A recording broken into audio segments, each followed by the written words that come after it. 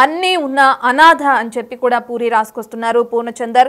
అమ్మ నాన్న 6 నెలల వయసులో తనని వదిలేశారని, 2 పెళ్లిళ్ల ద్వారా తనకు మోసం జరిగిందని, 2 పెళ్లిళ్ల విడాకుల తర్వాత తన పాపతో అటు జీవితంలో పూర్తిగా డిప్రెషన్లోకి వెళ్ళిపోయానని చెప్పి కూడా తను రాయడం జరిగింది. ఇక స్వేచ్ఛ అనాథగా ఉండటం వల్ల, అనాథగా ఫీల్ అవ్వటం వల్లే ఈ విధంగా డిప్రెషన్లోకి వెళ్ళిందని చెప్పి కూడా పూర్ణచందర్ అంటూ కూడా లెటర్ రాశారు.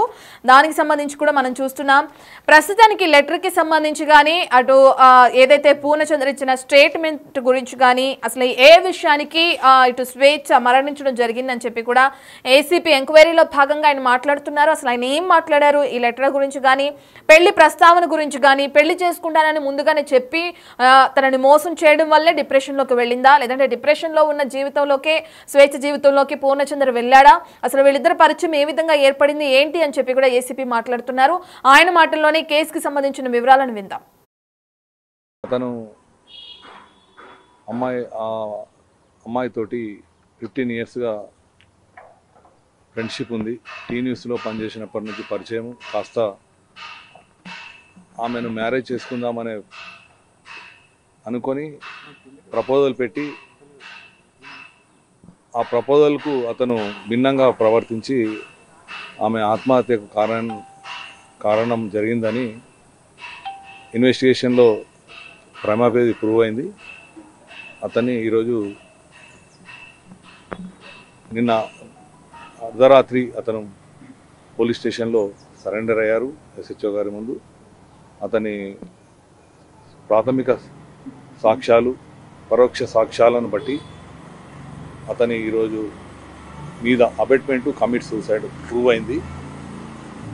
అందుకోసం అతన్ని ఈరోజు కోర్టుకు ఇప్పుడు తరలించడం జరిగింది. రైట్. ఇక ఏదేమైనప్పటికీ టీవీ యాంకర్, ప్రముఖ ఛానల్లో యాంకర్గా వర్క్ చేస్తున్న స్వేచ్ఛ మృతికి సంబంధించి సంచలనం అనే చెప్పాలి. ఎందుకంటే 9వ తరగతి చదువుతున్న కూతుర్ని కూడా గుర్తు చేసుకోకుండా తన ఆత్మహత్య చేసుకున్న సంఘటనతో ఒక్కసారిగా మీడియాలో ఉన్న తన మిత్రులందరూ కూడా ఏ విధంగా కన్నీరు మున్నీరుగా విలిపించారో నేను మనందరికీ తెలిసిన విషయమే. తన బంధుమిత్రు, స్నేహితులందరి మధ్యలో ప్రస్తుతానికి స్వేచ్ఛ అంత్యక్రియలు అయితే పూర్తయ్యాయి. ఇక దీనికి సంబంధించి ఇటు పూర్ణచందర్ని ఎంక్వైరీ చేస్తున్నారు పోలీసులు. స్వేచ్ఛ కూతురు ఇచ్చిన కంప్లైంట్ ఆధారంగా అతన్ని ఎంక్వైరీ చేయడం, అతని దగ్గర నుంచి ఒక లెటర్ రూపంలో తన స్టేట్మెంట్ ని రికార్డ్ చేయడం కూడా జరిగింది. ఈ లెటర్ పూర్తిగా చూస్తే మనకి అర్థమవుతుంది ఏంటంటే స్వేచ్ఛ డిప్రెషన్ లో ఉంది. ఆ డిప్రెషన్ లో ఉన్న స్వేచ్ఛని నేను బాగా చూసుకోవాలి, తనని సంతోషంగా ఉంచాలి, తన జీవితంలో కోల్పోయిన ఆనందాన్ని ఇవ్వాలనే నేను తనకి దగ్గర అయ్యాను. ఆ ఆనందాన్ని నేను ఇచ్చాను. ఏ రోజు కూడా ఆమెని నేను తక్కువ చేసి చూడలేదు, ఏ రోజు కూడా ఆమె చావుని నేను కోరుకోలేదు అని చెప్పి కూడా అతను చెప్పడం జరిగింది. ఇక అదే విధంగా స్వేచ్ఛ కూతురు ఎవరైతే ఉన్నారో తనని కూడా నేను చాలా మంచిగా చూసుకున్నాను, తనకు ఒక తండ్రిగా బాధ్యతలు నిర్వహించాను, కానీ నేను ఎప్పుడూ కూడా తనని తక్కువ చేసి చూడలేదని చెప్పి కూడా తను అంటున్నాడు. స్వేచ్ఛ కూతురు ఏదైతే మీడియా ముందు మాట్లాడుతుందో ఆ మాటలు నన్ను ఎంతో బాధించాయని చెప్పి కూడా పూర్ణచందర్ అంటున్నారు. ఇక స్వేచ్ఛ చనిపోవడానికి ప్రధాన కారణం నేను ఇచ్చిన ప్రామిసెస్ కాదు, నేను ఏ రోజు కూడా పెళ్లి చేసుకుంటానని చెప్పలేదు.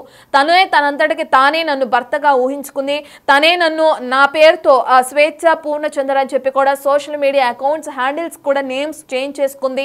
తనే నన్ను కావాలనుకుంది, కానీ నేను ఏ రోజు పెళ్లి చేసుకుంటానని ఒక హామీ ఇవ్వలేదు స్వేచ్ఛకు అని చెప్పి కూడా అతను అంటున్నాడు. ప్రధానంగా స్వేచ్ఛ చనిపోవడానికి కారణం తను డిప్రెషన్ లో ఉండడం. ఇక అదే విధంగా తన తండ్రి చేసిన వ్యాఖ్యల వల్లే అమ్మాయి ఈ విధంగా సూసైడ్ చేసుకుందని చెప్పి కూడా పూర్ణచందర్ లెటర్ లో ప్రస్తావిస్తున్నారు.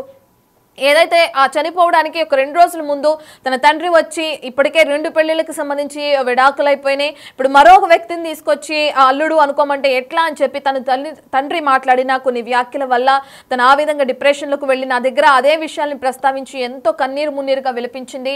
ఇక ఆ కారణంగానే తన డిప్రెషన్లోకి వెళ్ళటం, తన తండ్రి అన్న మాటల్ని తీసుకోలేక, భరించలేక, తట్టుకోలేకే డిప్రెషన్లోకి వెళ్ళింది తప్ప తను డిప్రెషన్లోకి వెళ్ళడానికి నేను కారణం కాదు. డిప్రెషన్లో ఉన్న స్వేచ్ఛని అందులోంచి బయటికి తీసుకొచ్చి కాస్త సంతోషాన్ని, ఆనందాన్ని ఇవ్వడానికి నేను దగ్గర అయ్యానని చెప్పి కూడా పూర్ణచందర్ అంటున్నారు.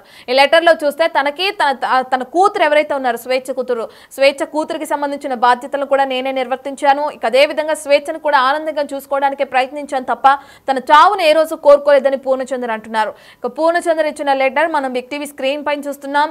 ఇక ఏదేమైనప్పటికీ స్వేచ్ఛ చనిపోయింది. తన కూతురు ఇచ్చిన స్టేట్మెంట్ ఆధారంగా పూర్ణచందర్ అదుపులోకి తీసుకున్నారు పోలీసులు. కేసు విచారణ కొనసాగుతుంది. అప్పుడు కోర్టులో కోర్టులో హాజరుపరచడం జరిగింది పూర్ణచందర్ని. మరి ఏ విధంగా తీర్పు వస్తుంది అనేది కూడా మనకు తెలియాల్సింది. స్వేచ్ఛ చనిపోవడానికి నేను మాత్రం కారణం కాదు, నా వల్ల స్వేచ్ఛ చనిపోలేదని తేల్చి చెప్తున్నాడు పూర్ణచందర్.